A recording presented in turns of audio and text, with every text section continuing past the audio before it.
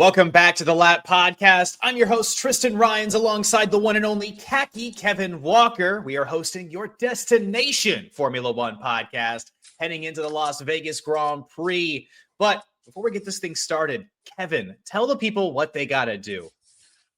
Well, it's really simple, actually. All you got to do is keep scrolling and looking down here. You can follow each of us on our personal social medias, and I also recommend this, follow our social media for the channel as well. You can find us on YouTube, TikTok, and Instagram, and maybe another one coming soon.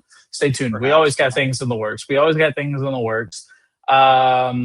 Yeah, so make sure to follow us. Make sure that you are our 89th subscriber. We are on the road to 80. We're looking for 88. We're at 87 subscribers here on YouTube. All right. We're so close to the 100 subscriber mark. That's the goal for the end of the season. I know the TLPs, you guys can do it. Share the content, put it in front of other F1 fans, just like yourself.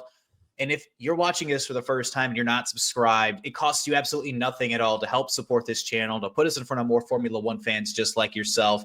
Look, we're aiming for 100 before the end of the season. We're on episode 35 of season 2. We've been going really strong this year, if I'm being completely honest.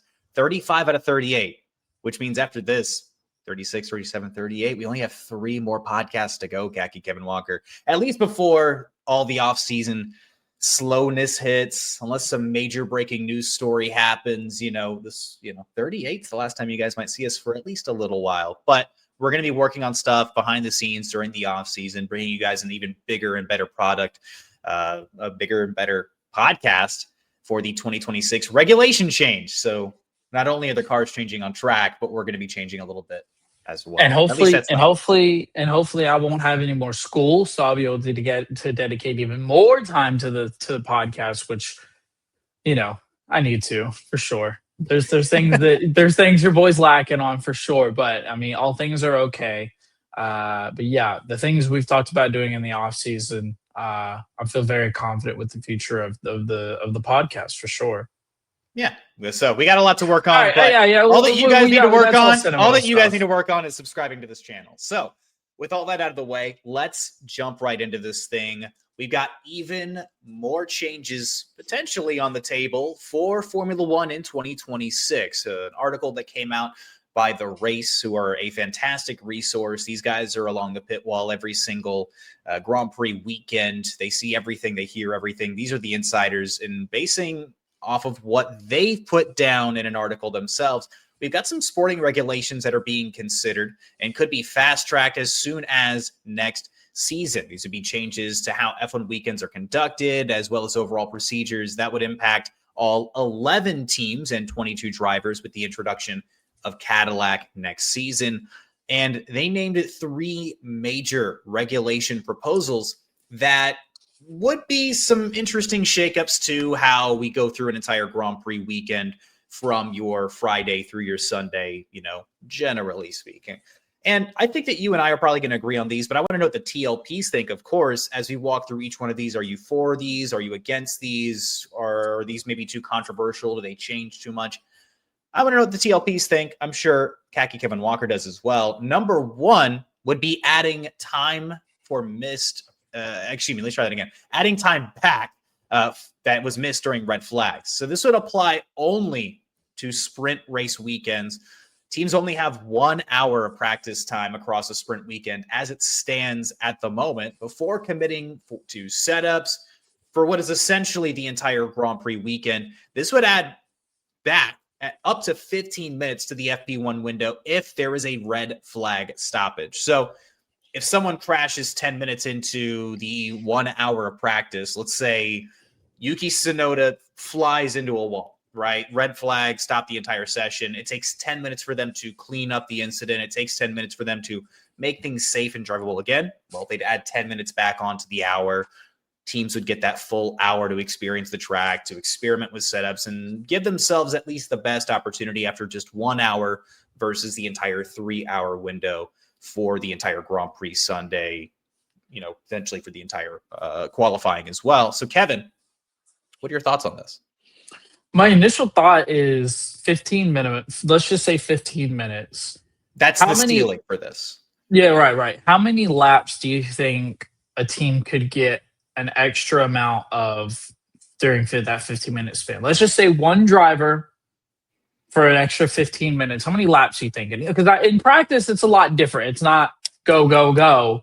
They'll probably do a couple of laps and then they'll bring the car back in. They'll tweak some things and then they'll send. How many laps are you thinking that might be? I mean, if you're doing a long run over the course of 15 minutes, I don't know. I would say maybe 7 to 8 laps if you're seeing how you're managing your fuel load, if you're just trying to look for at least one good qualifying bank lap just to test and see where the performance is, to get that last little bit of performance out of the car for your sprint qualifying, or maybe even something you could carry over into the Grand Prix Saturday/Sunday.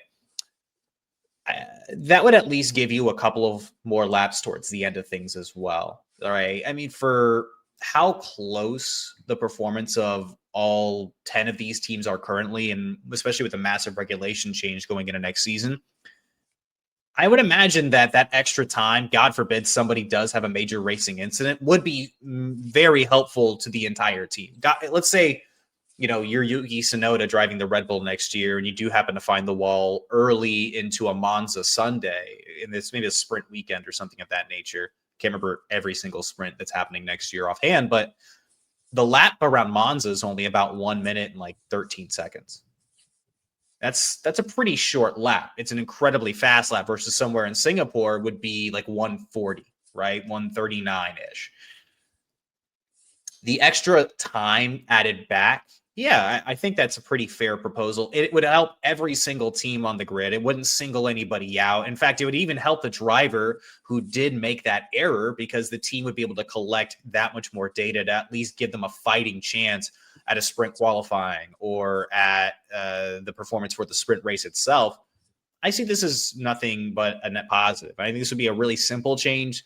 That would be awesome for the entire grid. Sprint weekends are already super tight in terms of practice opportunity already. I don't see why this would be something that would be pushed back against in mass anyway. I would tend to agree. I mean, I just wanted to ask, because, I was sitting here and I think about the 15-minute thing. I'm just thinking, well, how much does that really help? And if it is 7 to 8 laps, I think those 7 to 8 laps could be crucial for any team. Like you said, it's overall a net positive. No one team benefits from this more than another. I think overall, this would be a good move. Yeah, the second major proposal that the race notes in their article, which you can find on therace.com, is with 2 more cars being added to the grid next year in Cadillac, and that's going to amount to more traffic during sessions, the added time to qualifying. An already backed up pit lane during sessions has at times effectively eliminated final flying laps during a number of qualifying sessions for a number of 20 of the 20 drivers this season. One specific incident they note is during the United States Grand Prix out of Austin, where there were, I think, 2 to 3 to 4 drivers who missed out on advancing, or at least an opportunity to advance out of Q1 going into Q2, and similar from Q2 going into Q3, because so much traffic's backed up into the pit lane from drivers slow rolling out of the pit lane that basically they missed the opportunity to even get a real shot to advance and try to find their way into the points on a starting grid for the Saturday or Sunday for the sprint there. This proposal would add 1 to 2 minutes of time to Q1 and Q2. I would imagine similarly to SQ1 and SQ2, with the new team's additions, meaning 6 drivers, would be knocked out across both of those sessions until we have our standard final 10 point scores in Q3, while keeping the entire session the same length of time in its totality, barring, again, red flags, by reducing the number of minutes they have in between, which I think currently is about 7 minutes between Q1 to Q2 and then Q2 to Q3. So I'm not opposed to this. I think pit lane traffic has really caused problems at numerous times. You see a moment from Max Verstappen, or you see moments from maybe like a George Russell during qualifying sessions, or even during other moments of the weekend, where they just say, screw it, and then just jump the line and get ahead because they're tired of waiting behind the Alpines to slow roll the rest of the pit lane. this is going to increase an operating window that would theoretically clear the way for teams to, across the board, again, affecting all teams, make sure they at least get their final laps in. This would be super helpful with on-track concerns, less cars needing to be on the track at the same time. But I think the concern here is that even if the sessions are extended, if everyone is strategically still waiting for those final 2 to 3 minutes to get in those final qualifying laps because the track conditions are going to be at their best, this would overall be a null change for the entire grid. Overall, I don't think it'll hurt anything to do this. If anything, it gives them one less minute in between sessions, but I don't see why this would necessarily be problematic either. I just think that, maybe a little bit of fairness between the teams might be in order, but I can't imagine that this kind of a change would hurt. It definitely wouldn't hurt. Overall, I don't think it changes much either. To be completely fair, I think that it'll give the cars that need a little bit more time. I think for the FIA, who exactly would be making these decisions? Would it be the FIA and Formula One as a whole, or how would that work? I want to say this would go through FIA, since they're the ones who make calls on red flags and yellow flags, et cetera, et cetera. I imagine that this would still have to get voted on. It's probably, it kind of goes both ways. Like F1 as a whole would have to approve this. FIA would just have to give it like the final little seal of approval. But from a sporting code perspective, yeah, I mean, they would still have to have a little bit of a say on this thing. But nonetheless, at the end of the day, all the teams still also have to be in favor of this kind of a move. The FIA can make decisions without the team's consent, but usually it kind of has to start somewhere. Usually a team does propose this kind of thing. So I don't think it hurts anything. Well, no, and I only ask that because I think whenever drivers get to a point next year where they do end up getting backed up in the pit lane, or they do run into 1, 2, or 3 different issues, or someone misses qualifying, or multiple cars miss qualifying because of backed up issues, because the track is being crowded, at least they can say, well, look, we tried, we added on time, and if a car wants to clog up the pit lane, then there's only so much that we can do about it. So I think it kind of helps the from grid that release perspective. their cars at the exact same time, trying to find the exact same window. Yeah, I mean, that comes down to strategy too, right? You don't all want to be doing this at the same time. You're not going to communicate with each other what you're going to do, but it happens. Yeah, I mean, honestly, and kind of like you said, it doesn't matter how much time you put on the clock. Everyone's going to wait until the last 2 to 3 minutes to get that last run in, because that's when you maximize your car. That's when the track is the best. That's when you can optimize what you're able to do. Mm-hmm. And the final big proposal that they had, this is the one that I was a little bit more concerned about, is a standardized time for Grand Prix. So in essence, this would put a cap on how long a feature race can last so that broadcasters can be eased in with time restraints, while all the races except for Monaco must run the standard 305 kilometers or 190 miles. How long each lap is taken to complete does, of course, vary depending on the layout. I mentioned this a little while ago between Monza and Singapore, the longest and then the shortest laps on the calendar, respectfully. On top of that, racing incidents and weather do delay things. They do change the complexion of a Grand Prix Sunday. Your verdict. I want to hear what you think about a standardized time for a Grand Prix Sunday, Kevin Walker. No, I'm not interested. I don't care. It's never been how it's supposed to be in Formula One. I'm not interested. That's like if Major League Baseball was like, hey, we know we've been doing this whole 9 innings thing since forever ago, but let's add a cap time to it. And they did to a certain extent with pitch clock and all that different kind of stuff. But there's just certain games that baseball goes to 9 innings. Football, you have 4 quarters. NBA, 4 quarters. There's very few sporting events out there that are timed like that. This should not be one of them. I don't want this to be a thing. I don't want Formula One to operate on a time schedule. Because what's going to end up happening is if you have wrecks, if you have unprecedented situations, what are you going to do? Just be like, well, I'm sorry, we ran out of time. Well, why? You're taking away laps that we ultimately deserve. I don't know. I think that, and I have a feeling that you agree with me, but I don't like it. I don't want a timed race at all. Give me the laps and let it go how it's supposed to go.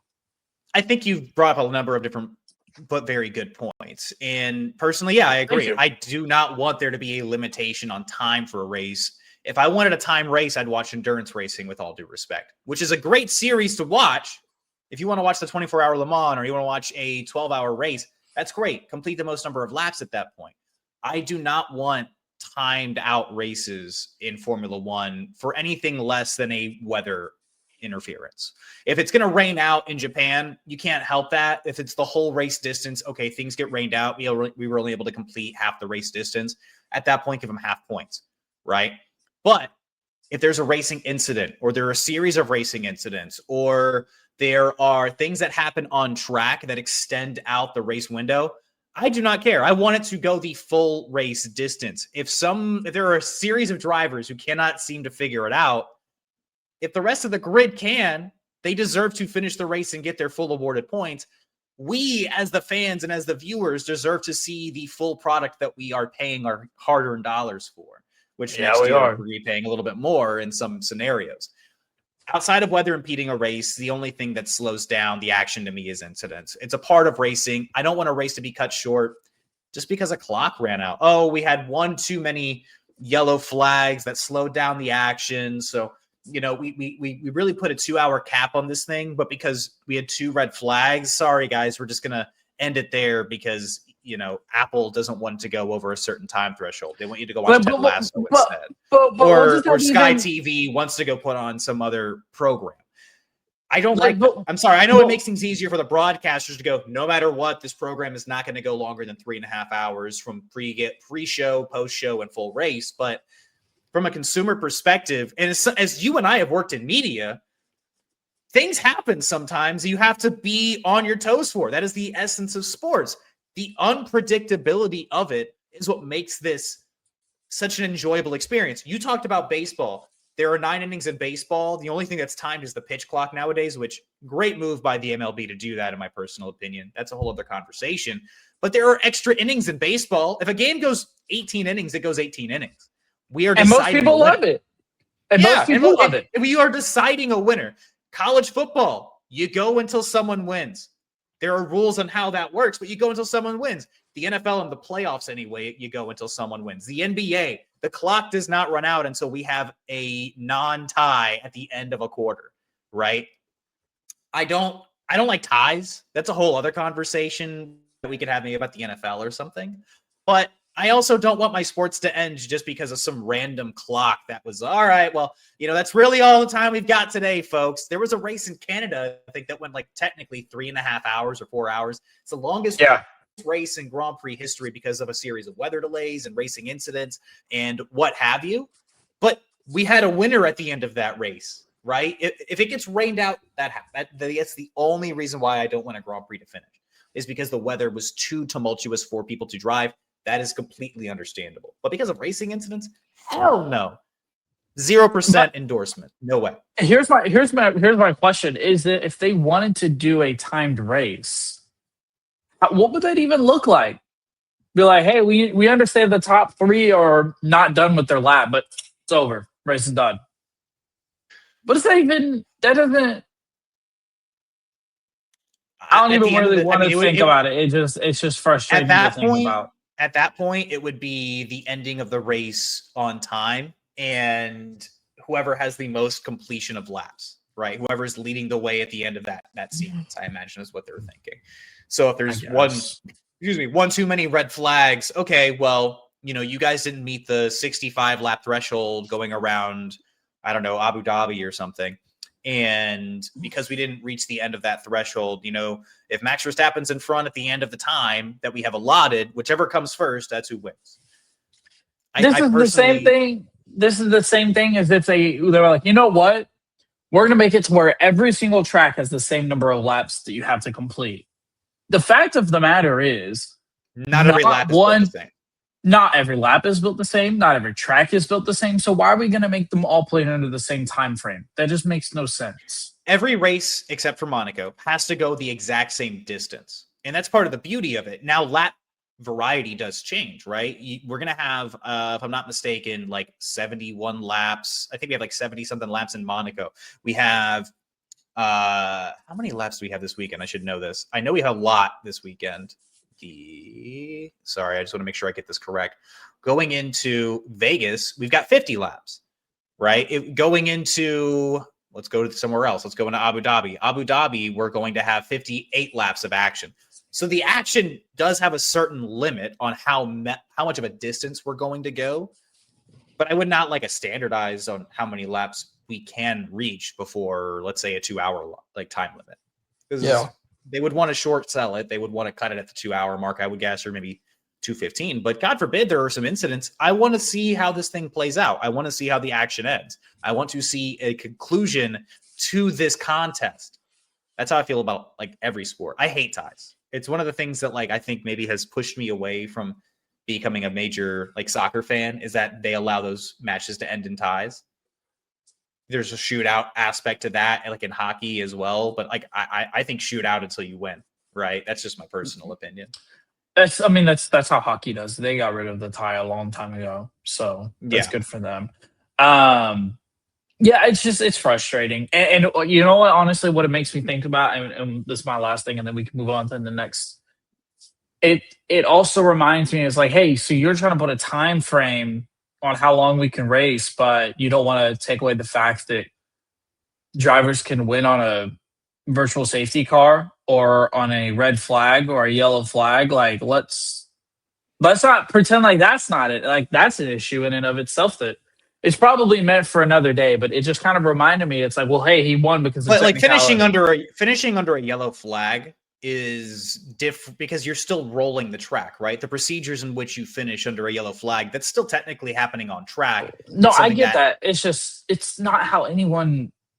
I mean, I'd say. Do you want? Look, ideally, do you necessarily want to end a race behind the safety car? Not necessarily, but if you've gotten, let's say, out of 58 laps, you've gotten 56 laps of really good action, an incident happens on lap like 55. If the only way you can technically end the race by the rules, Michael Massey, is under the safety car, you're supposed to do that, right? And I just don't. Maybe people in the comment section will, it depends on how you feel, right? I mean, look, Lando won. Lando won. I mean, I'm saying to your point of like wanting a one-lap shootout, right? Like Abu Dhabi 2021, you would have loved it. Although that's not how the rules work, right? At the end of the day, they shouldn't have unlapped those cars the way they did it. They shouldn't have, propped Lewis up to lose that championship the way they propped him up. But nonetheless, that's a whole conversation for a different day. At the end of it all, I don't want a timed out race. That is the thing that we certainly agree on, is that no timing out a race. No, we want to see it at least go the distance. Whether it finishes under a safety car or not, that's fine. But at least you have had the cars go around the damn laps. At least in my opinion, you're at least finishing the race. But finishing a race because there's just a little bit too much red flag, if it's not weather related, I don't want to see it end prematurely. What do you guys think, though? Should F1 make these changes? Should they not make these changes? Is there an angle we didn't explore? We want your takes down in the comments below, TLPs. Let us know. We want to hear from you. Moving forward, a little bit of news in the gaming world. News for the gamers in our community. There will be no F1 2026 coming to your consoles or your PCs next year. Surprise announcement from the team at EA Sports and Codemasters Tuesday. Users who have F1 25 will be offered a paid content expansion onto the existing game to create more development time for F1 2027. ESPN's Marco Watts reporting F1 27, set to be released in 2027, is envisioned as a reimagined and more expansive experience compared to its predecessors. But the big question, why the hell are they not going to bring us the next year's installment? I imagine part of this decision is due to EA having to also get to grips with this next set of regulations, just like the teams are going to have to do the same. How how these regulations are going to work is firstly going to be a huge challenge to understand from a gaming perspective. This is also going to give their development team a year to see how the cars behave on track with all these new changes. EA stated that the move was a multi-step and a multi-year investment in this series for Formula One. There's a lot of changes coming. There's no DRS, right? That's going to be a huge element. How do you use the battery as a switch on, right? Since it's technically deployable over the course of the entire lap, utilizing that as an energy source. They want to see how the cars behave. Who's fast, who's not fast, right? You can do but so much on prediction, but it's really hard to tell unless you're seeing the on-track action. And because these regulations are such a massive overhaul, though, I think that's got to be a huge proponent of it. Wasn't necessarily explicitly stated by ESPN and Codemasters, but I think that has a lot to do with it. So, Kevin, feelings on not having the next installment of F1? You like to game. I know you like to have like racing rig and stuff like that. So you and I have driven some laps together from a time or two. I need to get a new racing rig so that way I can beat you, but that's fine. Yeah, you can try for a long time. I'll still be faster. I don't have a racing rig, so it's fine. Look, I'm kind of on the fence until I hear about how much the expansion is. Will determine how I feel about it. If you're telling me the expansion's going to be $40, then I might be like, okay, I guess I get it. Like, you're still quote unquote making a game. But if you're telling me the expansion's going to be like the price of a brand new video game, but in the game I already bought, then no, I'm not interested. And I think that's stupid. And I think a lot of people are going to probably opt out of it if I had to guess. Now, with that being said, and looking at this article, kind of speaking on to what you had already said, they're doing this so that way they can better align themselves with the 2026 regulations, which is fine. I do believe that. I don't think that's BS. I believe that, and I respect it. I also wouldn't want a copy and paste video game, Madden football, and just like, hey, here you go. There's nothing changed, but this is new and improved. We promise. They're just gonna skip it. Wait till 27, and honestly, I'm fine with it. As far as the expansion goes, I just don't want it to be ridiculously priced. Yeah, I think this could be an interesting approach for future F1 games. Expansions onto existing titles every other year. It feels like if there's success with this, I don't know why EA wouldn't look into doing this with future video games in general. I mean, I think it could make sense, especially for an F1 perspective. I think it can make a lot of sense during a regulation rather than maybe across regulations. So I think this is where things get a little bit ambitious for them. With this expansion, if it's like $30-$40, I might get it just to see what the cars feel like from a perspective. I do like to interact with how the cars work. I think during a regulation, this would be pretty cool, right? That way you can get like an improved handling mechanic, new cosmetics across a pair of seasons, new drivers added into the system. And they've already got a holster of data from the prior year when it comes to certain elements of these F1 games already, like the F1 career, like breaking point system, yada, yada, yada. Like they do have assets from prior seasons, of course, but I'm really curious to see what EA's take on these next cars are going to be, understanding how the rules work. I think they're kind of working within a framework of a lot of ambiguity because, again, like I mentioned, they're not going to see the cars on track any earlier than we are, I wouldn't imagine. Right. It's not like a Madden, right? Where, okay, we have to add for like maybe a rule change, right? This is a whole different car. These are 22 whole different vehicles and how they behave. And gamers like you, the TLPs, right? Gamers like you and me, we can tell when things are different. Beyond just a graphics update or how the AI interacts with you as the player, which can be janky at times across a lot of these EA titles. Let's just be honest. There's going to be a huge adjustment here. I don't hate this move from EA. I think for them, it's maybe kind of covering their bases. And if the expansion isn't overly expensive, the graphics system on the current one's pretty good, at least in my opinion. I got a whole new graphics card. Everything looks really good right now. But the gameplay is pretty fun. I'm enjoying this version of F1. I heard that 24 was really rough and rugged. 25 has so far handled really, really well. The previous one I had anyway was a couple of years older, 23, excuse me. And I'm more keen to buy an F1 game every couple of years to really feel that revolutionized experience than every single season anyway. I've also been this way with like Madden in the past or other sports games. So I'm okay with it. And I would even have this version of F1 if it wasn't for my incredibly gracious co-host getting it for my birthday. So I really appreciate that. Shows you the kind of guy that Kevin Walker is. But I'd be a lot more keen to try out this expansion in 2026 just to try again, to kind of like see how the cars feel, or at least what EA thinks the cars are going to feel like.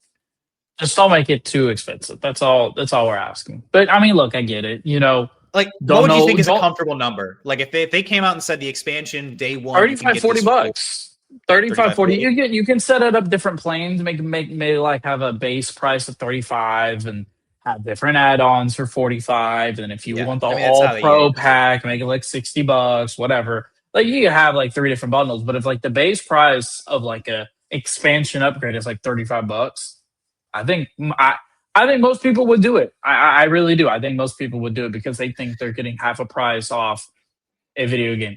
The last thing I'll say is, in this economy, yeah, 35, 40 bucks. I think that's manageable, a little bit more manageable than maybe a $70 expansion for sure. Let's last thing I'll say on this. I think it has to do with a lot with the regulations, but also new team and Cadillac, new powertrain for Ford, new powertrains in different cars. There's a lot of changes. I mean, we've talked about it on and on and on and on. It's not just the regulation change. This sport is going to be completely different in 2026. So I get it. It's understandable. Yeah. You want to make sure you're also going to do it right, because if there's... And I respect them for that. Yeah, I mean, at least they're doing it correctly. They've been pretty straightforward and honest about it. And again, the expansion opportunity for them gives them the opportunity to really experiment with what they think is going to be happening. But when the cars actually hit track in 2026, continuous updates would make things a little bit more realistic, I imagine, over the course of the season. I wouldn't expect us to really get this expansion until maybe like, I don't know, May to June next year, if I had to guess. That's my best guess on when this one would drop. But I want to know what the TLPs think of the F1 26 announcement. Are you guys excited at this decision? Are you pessimistic at this decision? Do you think EA is going to deliver? Are they going to screw this up? Like, I want to know what the TLPs think. How much would you guys do race? How much would you pay? That's a great question. How much would you guys pay for an expansion? If you already own 25, give us your thoughts on that as well. Personally, I like it. I've enjoyed it. I played quite a bit of it. Actually, as soon as I finish doing this podcast and wrapping up our production stuff, I'm probably going to play a little bit more of it today. But nonetheless, just some fun news. There's not been a whole lot of racing news anyway this week. So a couple of, smaller things to chew on this week. We're very much so appreciated. Appreciated EA giving us something to talk about. Moving forward, though, we got to do it. One of my favorite segments to really do on this podcast, walking into every single race weekend, it's created an opportunity for members of the community to reach out and help us out with this segment as well. If you guys think of any what's more likely's between races, please let us know. I want to know what the community at large thinks. But this is what's more likely. Kevin and I are going to go back and forth with questions that we've come up together, that we have come up separately. We've had friends of the show come up with as well. And what's more likely as we walk into this Las Vegas Grand Prix, the third Las Vegas Grand Prix with this upside down pig configuration. So, Khaki Kevin Walker, would you like to start with your what's more likely, or shall I can start with mine. All right. What's more likely? Oscar Piastri win or V-Carb double points? Ooh. Okay. I mean, the way things are going this year, I'm going to have to say the V-Carb double points, man. It's tragic because Oscar's form to start the year between like Saudi Arabia, at least basically ever since Australia, all the way up until Baku was so strong that it felt like, again, we talked about this over and over again, but like how much of a slam dunk this championship felt.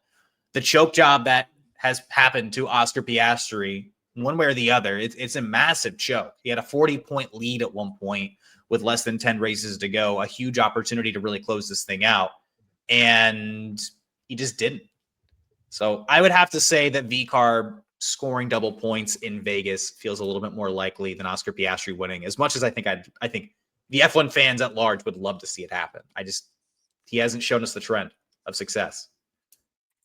I agree. I also think V-Carb double points, but it is kind of crazy to think about that now, sitting here in the middle of November, 3 races to go. So, 100%.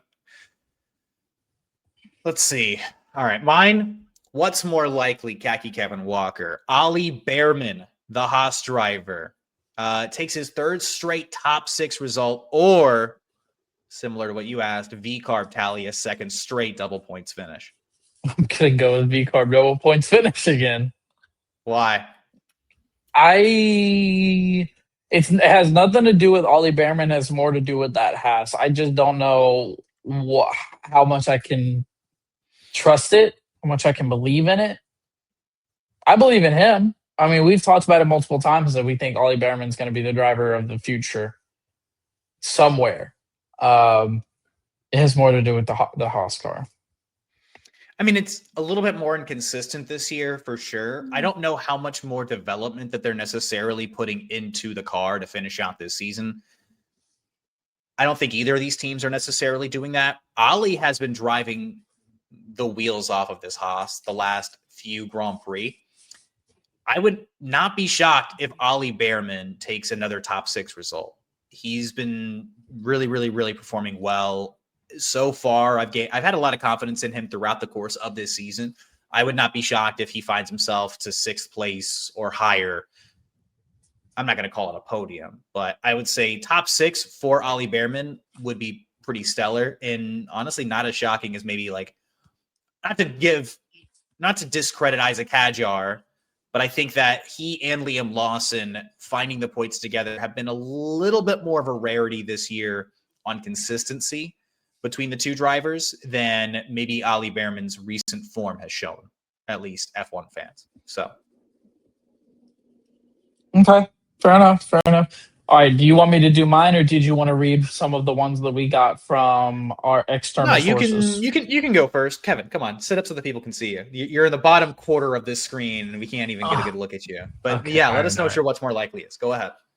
All right. Kimi Antonelli top 5, which I know you love, or Williams double points.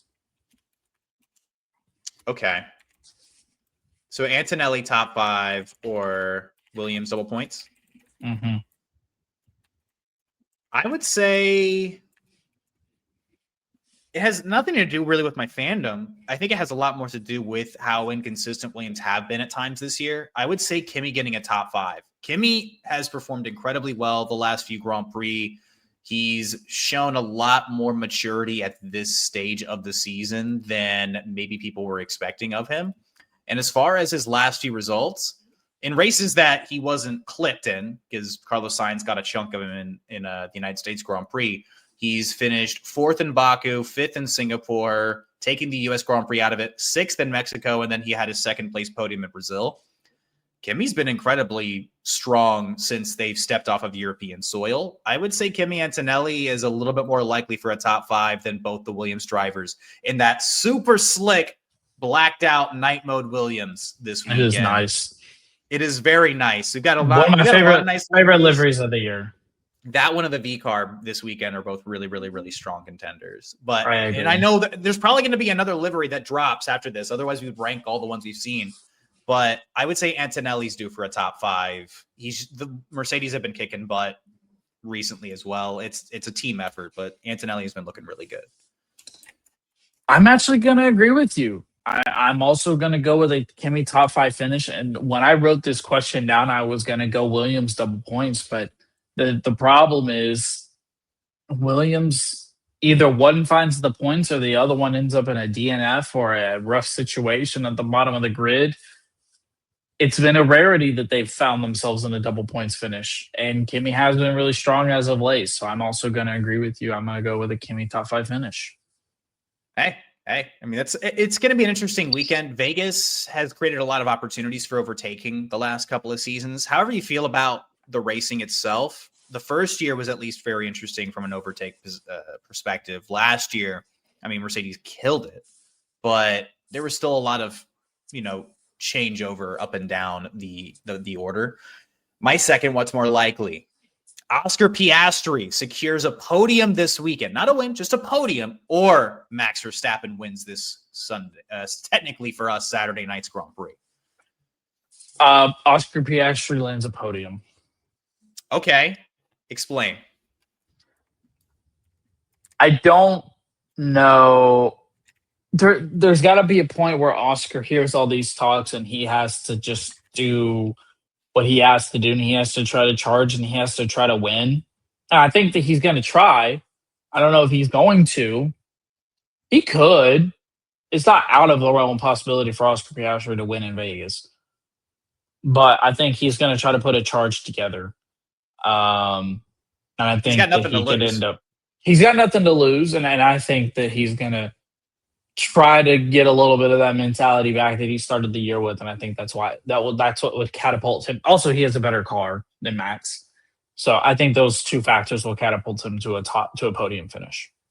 I mean, I don't know, man. They turned the hell up out of that Red Bull in Brazil. I mean, not to say that this necessarily can perform exactly the same way, but Red Bull put everything they could into Max Verstappen's pit lane to podium in Brazil. McLaren have struggled.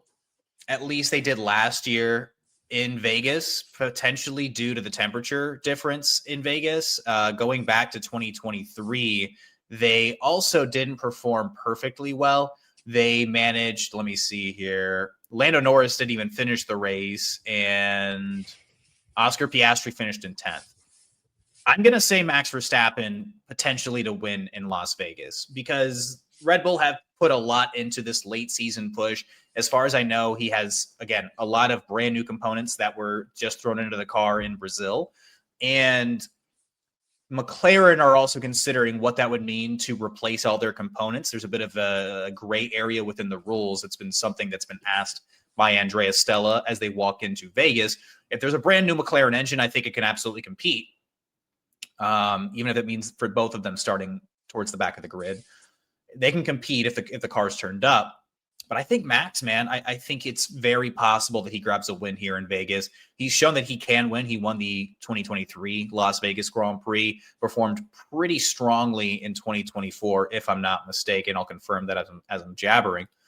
Yeah, he finished in 5th place last year. I would say Max, man, he's been on one. Where there's ambiguity in a number of different areas, Max kind of just comes through and succeeds. And it's just something that he's done over the course of his career.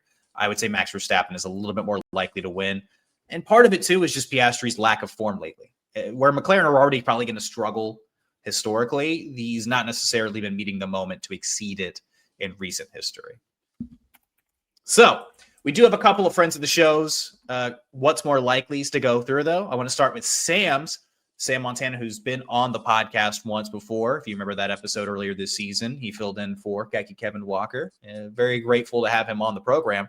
But he tossed me a what's more likely that I thought was an interesting question, but I amended just a hair because of more recent events.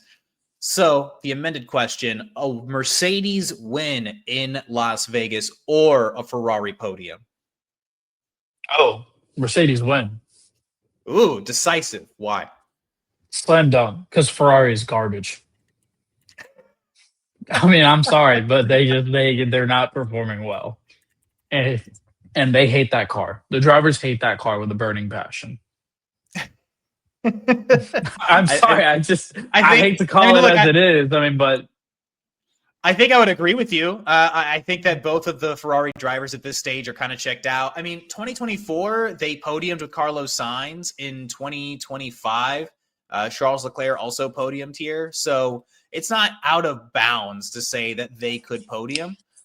especially on a circuit that's not terribly complicated. Let me see. Yeah, Carlos Sainz again in 2024 and in 2023. Let me make sure I get this correct. I don't want to mess up my history. Yeah, Charles Leclerc had a P2, a really interesting, tough Grand Prix for Charles Leclerc and Ferrari, finishing just a couple seconds behind Max that year. But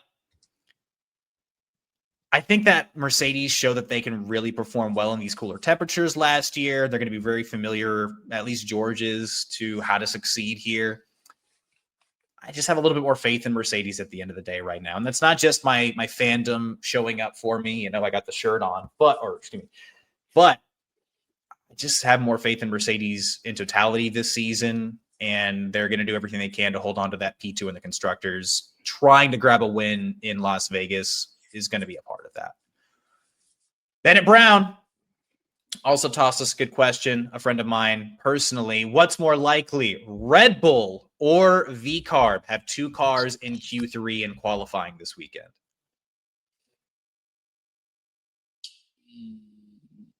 V-Carb. Really? Because Yuki ain't doing it, brother. It would be a legit question if he said Q2, but Q3, nah, Yuki ain't doing it, brother. How many times has Yuki got into Q3 this year? That would be a fun question to research. And you're going to go with V-Carb. We talked a lot about V-Carb. This is the 3rd time this weekend that V-Carb has been brought up, and I think maybe it's just because that holographic livery has really inspired a lot of people. Maybe the osmosis of that going out into the ether, but my laptop was definitely listening to me. I barely got through typing in. It pulled up the question. That was terrifying. While you're deciphering that for me, I'm not even going to go with what the evidence is going to tell me here, which I don't think it's happened super often. I don't think he got in Q3 in Brazil, but I think that Yuki Tsunoda on a track configuration that's not overly complicated. Yeah, I think he might be due for a Q3 appearance this weekend. I think that V-Carb might look a little bit more like the sister team rather than the superior. 3 times? 6 times. 6 times. Okay, yeah. I mean, that's 6 out of 24, 6, 12, 18. Yeah, so a quarter of the time he has made it. I'm going to bet on Yuki Tsunoda this weekend to make a Q3 appearance. Am I willing to be let down? 100%. But I got a feeling that Red Bull are really going to bring it this weekend. I think whatever they've added to Max's Red Bull last year, configuration-wise, seeing that they've had some strong weekends here in the past, I don't know. I just have a feeling that Yuki might be due for a strong performance. Hell, maybe even a points finish if things can go his way. Maybe. Maybe I'm keying you into what I'm going to predict for P10. Who knows? Stick around and find out more. But we've got a couple more things to cover as we walk into the Las Vegas Grand Prix. 60 seconds on the clock. Khaki, Kevin Walker, whenever you're ready, I'm going to walk us through what we can expect, what we know, and a little bit of familiarity of this Las Vegas Grand Prix. We'll sip of water. All right, I got 70 seconds set for you. 70? I think I'm only going to need 60. Okay. If I go over by a couple seconds, that's icing. All right, I got to finish a sentence. Are you ready? All right, I think I'm ready. Go. We got 50 laps at 6.2 kilometers or 3.8 miles going around the Las Vegas Grand Prix. The race lap record belongs to Khaki Kevin Walker's favorite driver, Lando Norris, grabbed in 2024 at a 134.8. Qualifying lap record belongs to George Russell from the same year, a 132.3. Max Verstappen and George Russell, of course, tied on wins here with 1 apiece. 2 DRS zones from turn 4 to turn 5, as well as along the Vegas Strip down to turn 14. Built in 2023, or at least it was first erected in 2023. First winner, of course, Max Verstappen in the Red Bull. Big moment. Max Verstappen makes it 4 World Drivers' Championships in a row at Las Vegas in 2023, holding off a late push by Charles Leclerc. Weather this weekend, light rain is projected in the forecast. We'll see if that holds up. 20% chance for FP1, 50% chance for FP2. FP3 in qualifying, expected to be a little bit damp. Saturday night, a tad warmer for the feature race. Less than 10% chance of rain. Should be basically dry for this Las Vegas Grand Prix. You nailed it. I started it a little early on you, so I'll give you like 61 seconds. Okay. Okay, I'll take it. I didn't go over by too much this time. I appreciate No, it. I'd say you maybe went over by 6 or 7 seconds. Oh, did I? Okay, I don't know. I was looking at my notes. I wasn't looking at you. But Never yeah, we had mind. You old man. I mean, You we're didn't attempting even to. understand the joke I was saying. Oh, what? 6, 7? Yeah, exactly. Exactly. Nonetheless, yes, that was our Sorry. track That was talk terrible. in That was 60. We're gonna try to push that out as a short so all the people can enjoy that. But final segment of this podcast that's gone on in a fun way, a little bit longer than I think either of us expected. We've got the P10 standings pulled up. Thank you, Khaki Kevin Walker, for throwing that up on the screen here. Well, I've got a nice, comfortable lead. It's 270 points my way, 225 points going Kevin's way. I would need a couple of abysmal weekends for Khaki Kevin Walker to keep this thing interesting going into Abu Dhabi. But nonetheless, this is how we predict the season. With that nice sliding scale from P10 down, we're going to see an expansion on this going into next year. So, the TLPs can look forward to that with all 22 positions. But maximum points you can get is 40 in a weekend. So far has yet to be achieved on this podcast. But yeah, last time out, Oliver Behrman did okay for me. Alonso did pretty well for you, but I ended up picking the race winner. Your boy, you lacked faith. If that's what it takes for him to win, I'll do it. I don't mind.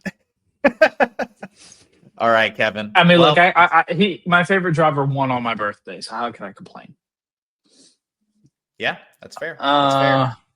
All right, P10 though, Kevin. We got to make our predictions. So let's start with the DNF. Who doesn't finish the race in Vegas this weekend? At least first DNF of the weekend. You answer yours first because I'm going to look up something. Okay. Well, my DNF for this upcoming weekend, the feature race, I'm going with an Alpine driver. I'm going to be going with, I picked him a lot this year. I think he's due, man. I just think he's due. I'm going to go with Franco Colapinto, not on some hater stuff, just pure intuition. I'm going to say Franco Colapinto. He had a few last year. He had a pretty big one in Vegas last year, if I'm not mistaken. And I think it might be a little bit of history repeating itself in Las Vegas. And maybe I know he had a DNF, or maybe not a DNF in the feature race, but I know he definitely had a big crash in Vegas. So, okay, this is tough. maybe it was in qualifying. I can't quite remember. I'm gonna go. Give me Lance Stroll. Ooh. Hitting up the Canadian to see if he'll come through for you this weekend for a bonus 10 points, huh? I don't want to pick anybody that's already DNF'd in the past, so I'm gonna go with Lance Stroll. Interesting. Yeah, I mean he's one of the few drivers this year that I think's completed every single lap, if I'm not mistaken. It was like him and George Russell, at least through Singapore, something like that. So, who do you got to win this thing, bud? I will go with my guy. I'll go with Lando Norris. I'm not going Lando. Okay. I'm not going Oscar. Going I'm not going Max Verstappen. Oh, never mind. I'm going to go with George Russell, baby. I think he's going to claim the top step 2 years in a row in Las Vegas. Will George Russell dominance bore fans? I'm going to go with George Russell. Matt, I don't know. I think this is just me going back to what Mercedes succeeded at. This was their best performance, if I'm not mistaken, last year in a race win. They dominated. Russell dominated here last year. I'm going to go back to that. I'm hoping that Mercedes has a really good weekend. At least for me personally, I would hope so. And your P10 prediction, sir? My P10. I'm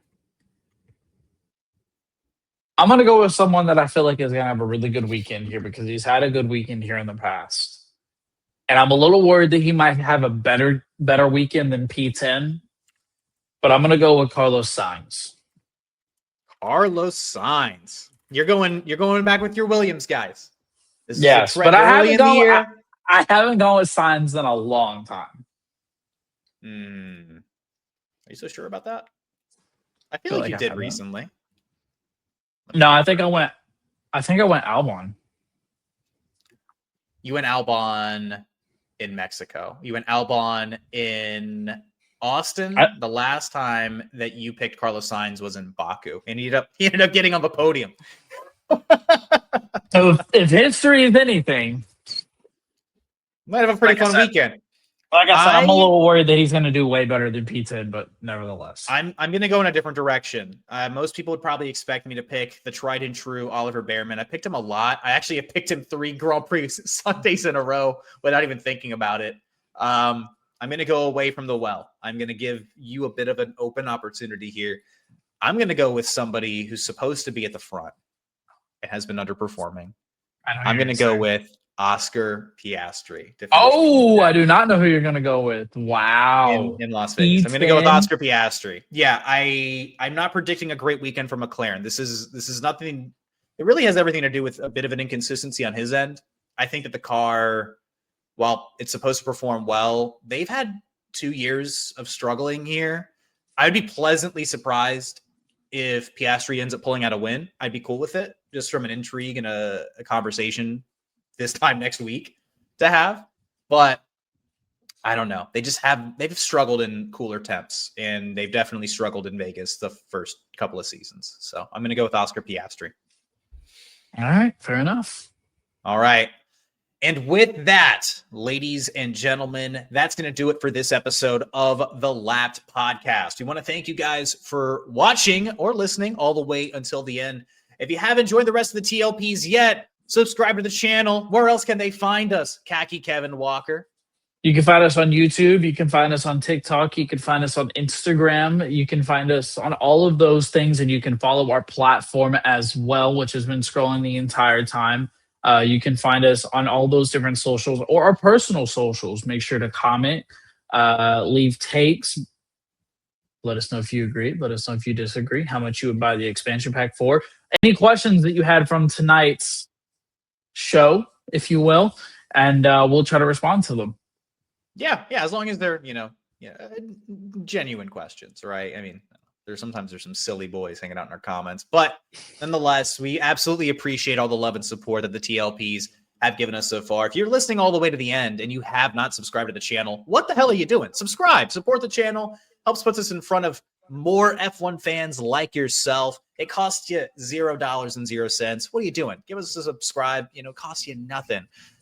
And with all that being said, until next time, besides me is Khaki Kevin Walker. I am Tristan Rines. Be safe, be well, and let's go racing.